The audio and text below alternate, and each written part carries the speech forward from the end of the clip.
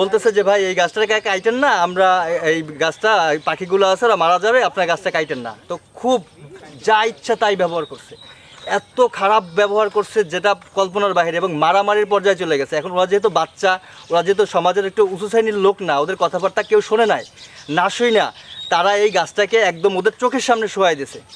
মানে যখন গাছটা পড়ছে আমাদের মনে হয়েছে যে আমাদের হৃদয়টা একদম ভেঙে চলে শেষ হয়ে যাচ্ছে। কারণ কি, ওখানে শত শত জীবন আছে।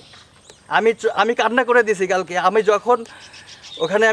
আমি বরিশালে ছিলাম, আমি যখন ওরা ভিডিওটা দেখছি, দেখার পরে আমার ওই যে লাশগুলো, পাখির বাচ্চা ডিম দেখে আমার কান্না চলে আসছে। আমি সারা রাত্র ঘুমাইতে পারি নাই।